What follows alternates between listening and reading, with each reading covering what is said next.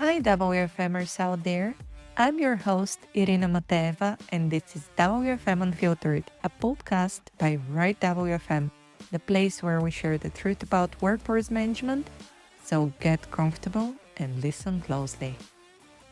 Hello, everyone. Happy Tuesday. I'm your host, Irina, and welcome to WFM Unfiltered, podcast by Right WFM. What a guest I have today. One that I am getting goosebumps and chills because he is absolutely brilliant. And we're traveling all the way to Cornwall. And we have a very special topic about mental health. But before we kick off with it, let me tell you about the sponsors of this episode, Community WFM. You know that the good tool comes with automated forecasting, scheduling, agent app, and no way to make the life of all of your employees easier. Well, the key is in the name of that tool, Community WFM. It makes the life for everyone across the organization much easier. So if you are on the lookout for a WFM tool, look no more, reach out to them, secure yourself a demo, and you can also find more information in the show notes. And with that, we're kicking off with the topic for today. Hi, Craig. How are you doing? Very well. Thanks for having me. No, thanks for agreeing to sit on that conversation with me. And just to give everyone a little bit of an idea about Craig is I am hardly able to remain calm for hours. We actually come quiet. It's not my day. I'm getting very excited, Craig, for this recording, but I am rarely able to be quiet for hours. And just before this recording, we ended up chatting for a good 2 hours now because he's absolutely brilliant and genius. And I just needed to bring him on the topic for mental health. So tell me, Craig, tell me what's your story? What's your background? So I've worked in mental well-being now for about 20, 22 years. So I started off well before I suppose you could say the word well-being was cool. And I was the guy running around all that time ago telling people that they should be looking after their staff even then. So I worked in the industry for a while, ended up then moving to work with university students for a little bit before coming back to my first love, which is corporate wellbeing. Done that now for the majority of my working life. I now sit as the wellbeing ambassador for the Institute of Directors in the UK, which is a real privilege to be able to talk to directors and aspiring directors on such a really important topic. And I also talk to businesses all over the world regarding wellbeing issues, wellbeing within their workspace, advice, guidance, consultancy, you name it, I've probably done it. I don't know what to say. I'm honestly usually not speechless. I'm rarely been in a situation where I cannot say much, but we ended up talking about mental health and different situations and different type of corporate environments and how mental health is being treated in different regions and in different cultures. And you have so much to say and so much to offer that even before we kick off with the topic, I really want to make this huge favor to everyone that's listening to this one. Please follow Craig because you're gonna be so excited about everything that he has to say, everything that he has to offer and put on the table. Great guy, absolutely incredible. And I cannot say too good stuff about him. And I feel privileged actually that you agreed to join me for the conversation of mental health about WFM professionals. And my rant towards you started with working in contact centers. It's very difficult. A lot of time is very shit. It's difficult job. It's a job that's not usually very rewarding. You end up being screamed at from different people, different groups, clients, internal stakeholders, and so on. And luckily, we recently, in the last couple of years, at least we started with the conversation about taking care of our agents because they're the face of our business. However, we don't talk at all about WFM teams and what they are being subjected to. And I actually ended up sharing a little bit of a more personal information with Craig because I have seen what happened to me, which is I did have a burnout. To so many WFM professionals out there, because we're often in a situation where you just can't do enough. And you end up bringing your work at home. You're being screamed at by different parties. Agents are not happy. Team leads are not happy. Senior managers are not happy. And you end up in that circle where you're trying your best and you get not much in return, shall I say, which often leads to a burnout. And it doesn't help with the fact that our kind of profile is often of, I wouldn't necessarily say overachievers, but overthinkers, focusing too much on perfectionism. How can we do most out of the situation? And that it's often not in our benefits as people. So I know that you have your own experience with contact centers, but I want you to maybe shed a little bit of light. What can we do to combat that situation? Well, that's a really small topic to start the discussion with. I think if we break it down into smaller bite-sized chunks, and actually that's probably one of my first recommendations in the first place. They say that to eat an elephant, you do it one chunk at a time. And in this particular case, certainly in the sort of areas that you're talking about, everyone wants everything yesterday, and they want you to have produced and got it sorted and put it through, and they want the whole elephant today, rather than piece by piece over a period of time. And actually, I've written recently about the sort of concept of the white elephant effect. So we talk in terms of sort of acceptance and ignoring things. And the white elephant effect is from Carl Jung, who basically said, look, if you've got a white elephant in the corner of the room, you've got two choices. You can either ignore it and hope it goes away, or you can accept it's there and actually try and do something about it. I think certainly most businesses, let alone most call centers, are pretending things will go away. I actively believe there's no company that goes out of its way to hurt and harm its staff. That's just my fundamental belief. But ignoring the issue is pretty close to that line in many respects, because there's a problem. It needs fixing. So you just let it go. It's like the car that drives along the road and you start hearing that little knocking noise in the corner and you're like, oh, okay, do I go and have it looked at? And you take it to the garage. The garage says, well, it'll take 10, 20 pounds to fix it. Or you could leave it, but I don't know what will happen if you leave it. And so to save a bit of money, you go, okay, well, I'll leave it then. And then 3, 4 months down the line, that knock becomes a bang. And then you've got to spend £3,000-4,000 to replace the engine. I think this whole sort of concept of actually looking at what's going on, accepting that people will have problems. It's all well and good, certainly from a business point of view, to look at a scenario and go, well, it's never happened before. It will never happen again. I think the interesting part is if you're trying to tell me that no one in your workspace has ever had any mental ill health, I think you possibly need to go back and check your books a bit better. Or there's a larger underlying problem where your staff are actually quite worried about telling you they've got mental ill health. Because as we know through the statistics and everything else, a vast majority of the world's workforce are suffering from mental ill health in some form or another.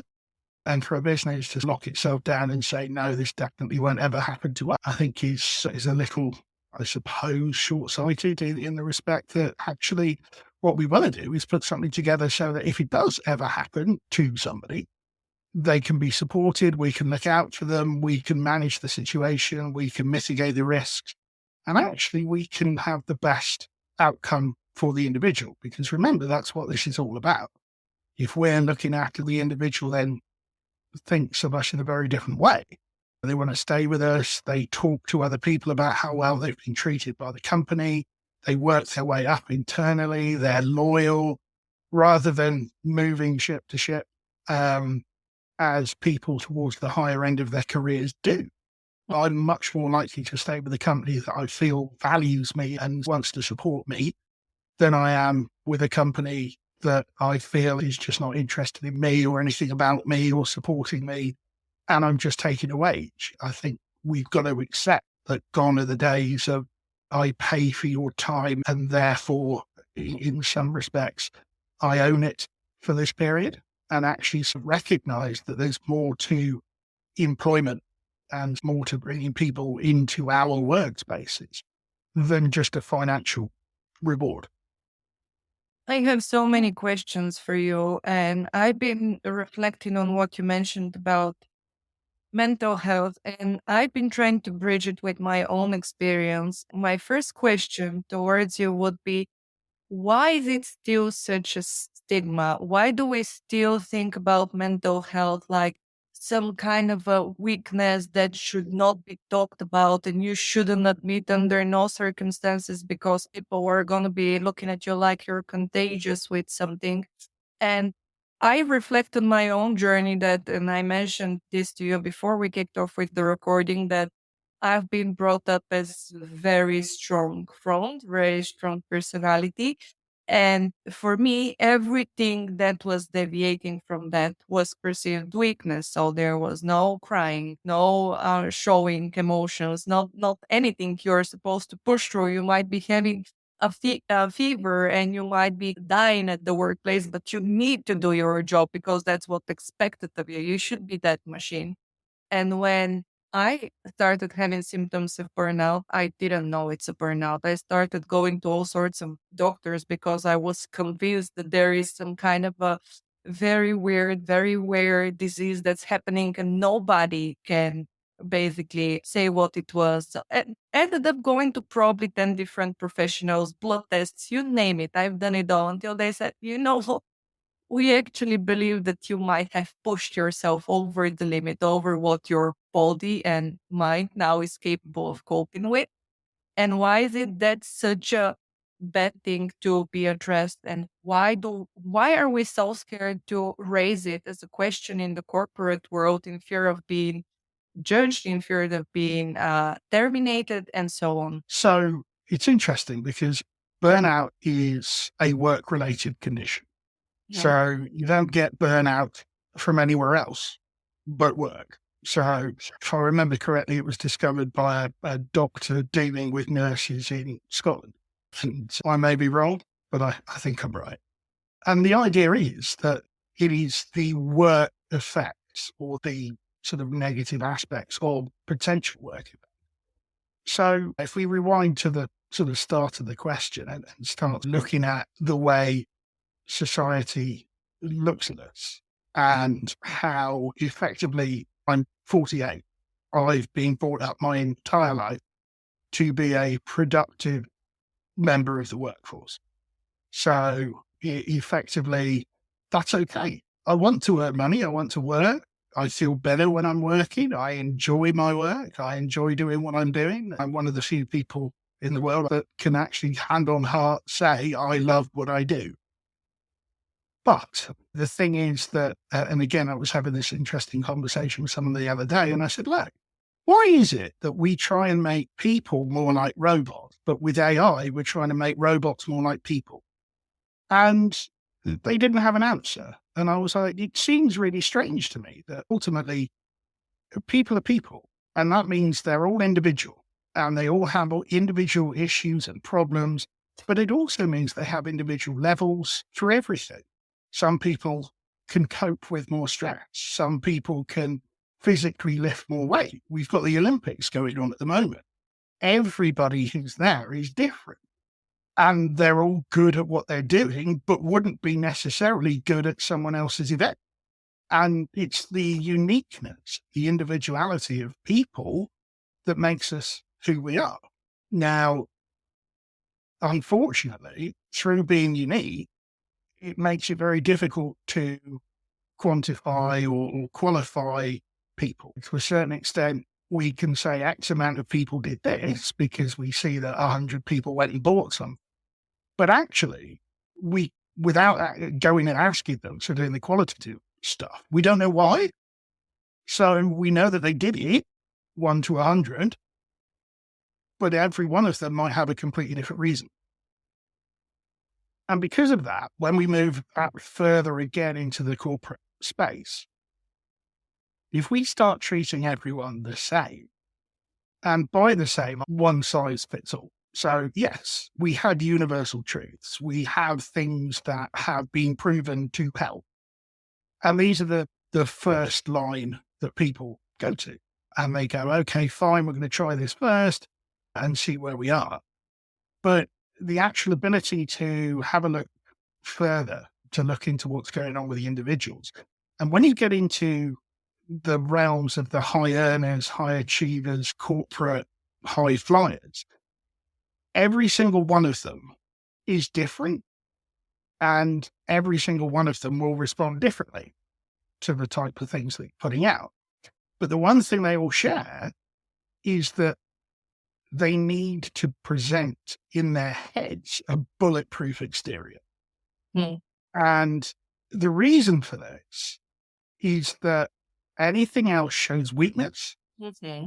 And if you want to be at the top of your game and you want to be doing all these things and you want to be viewed as being the most productive person in the room and the person who's worth the most money and everything else, you've got to see, you've got to walk the walk. You've actually got to go through and present an image. There's something called enclosed cognition within psychology, where if you see somebody walking around in a doctor's coat and everything else, immediately assign them all the rights and privileges of a doctor. You don't know if they are. They could be someone out on a fancy dress party going down to see their friends. But because we have become so used to people presenting themselves in a certain way, that's the way we look at it. So effectively, the persona that's being coined by industry of high achiever looks a certain way. And because of that, we have to, or we feel that we need to squeeze ourselves into that mold. However, I go back to the Olympics and you look at Simone Biles, you look at Adam Peaty, two people who undoubtedly are at the top of their game. Mm-hmm. Absolutely at the top of their game. However, both have struggled and suffered severely with mental ill health. And both have come forward and been very open and honest about it. And people have supported them through that sort of scenario. Now, it could be argued it's because they're celebrity, in inverted commas, rather than actually at a cold face in an office job. But I think there's an awful lot to be said for the perception of what we feel people will do against the action of what it is they will actually do. And because we don't test that boundary by coming forward and saying, look, I am having a problem, we believe that there's going to be this issue if we do come forward. So we cover up and I think, was it Smokey Robinson saying Tears of a Clown? We put the mask on with a big smile and the laughy face and everything else, and actually behind it, we cry every day.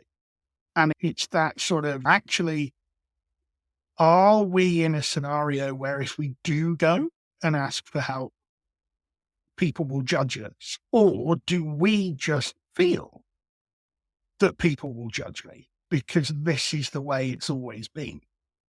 And I think this is, in many respects, we can distill an awful lot of workplace issues in that area down to these sorts of scenarios. Yes, there are workspaces where you're actively discouraged from going to talk to anyone about mental health. They still exist.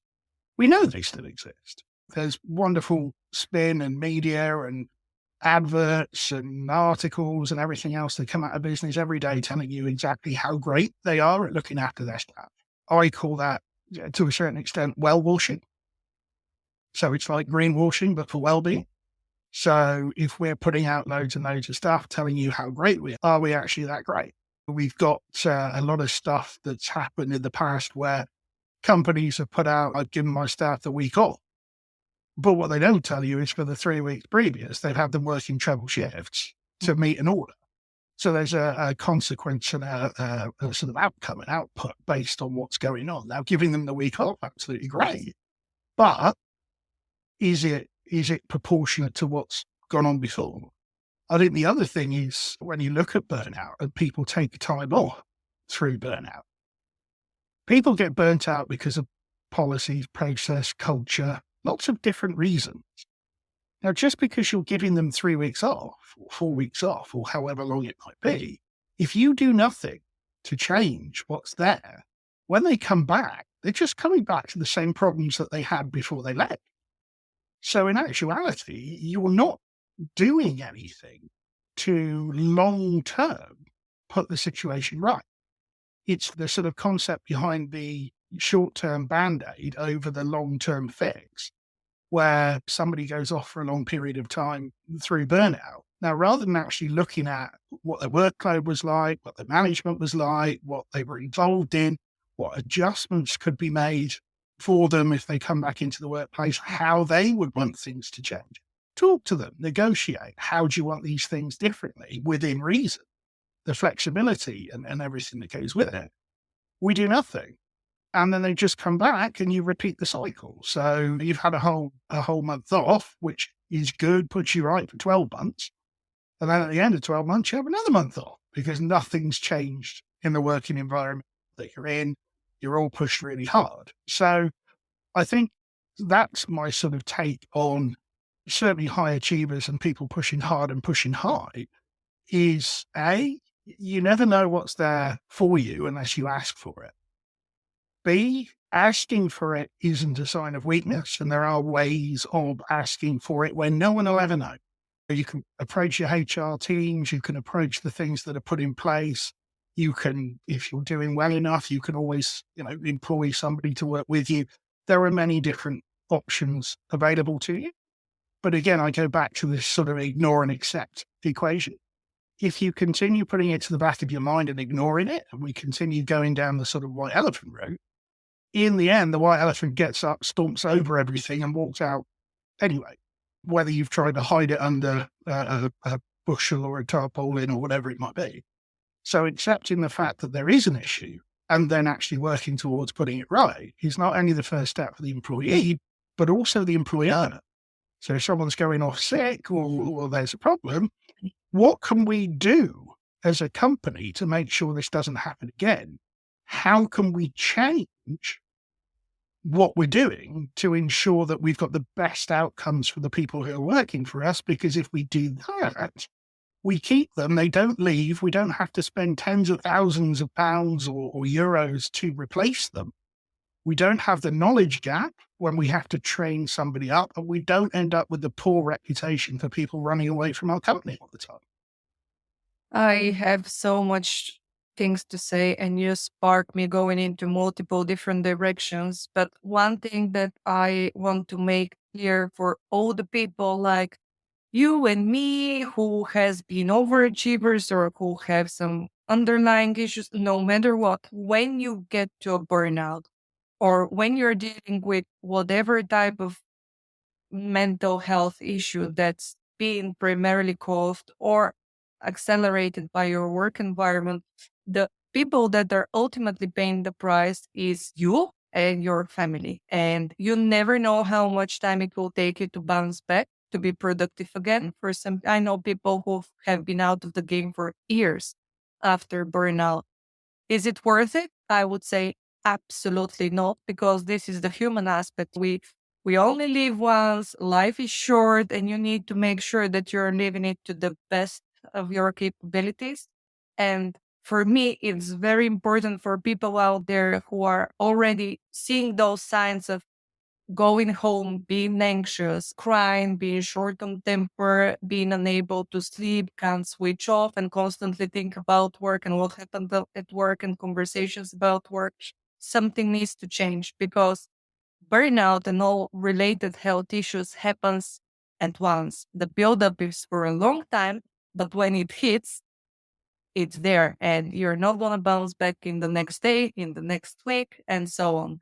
And one thing that you mentioned even prior to our recording, was about companies tend to be reactive than proactive.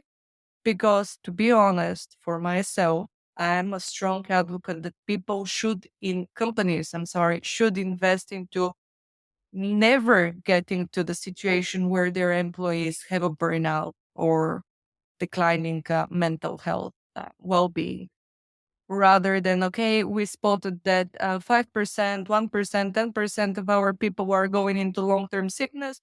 What can we do now? Well, for me, that is not good enough. Okay, folks, that's a wrap for today. And I know, I'm also desperate to bring you the full conversation with Craig, but we realize that mental health and well being is too big of a topic to be covered at once. So join us next time because we're only scratching the surface with the first episode. So see you next week. Thanks for joining us today. I'm your host, Irina Mateva, founder of Right WFM, where we believe that every business and its people are unique and deserve the right solution to their challenges. If you need support with workforce management, we're just a message away. Get in touch at irina@rightwfm.com or info@rightwfm.com. If you like the content and would like to support the show, please subscribe to WFM Unfiltered on your favorite podcast platform, leave a review, and follow me on LinkedIn.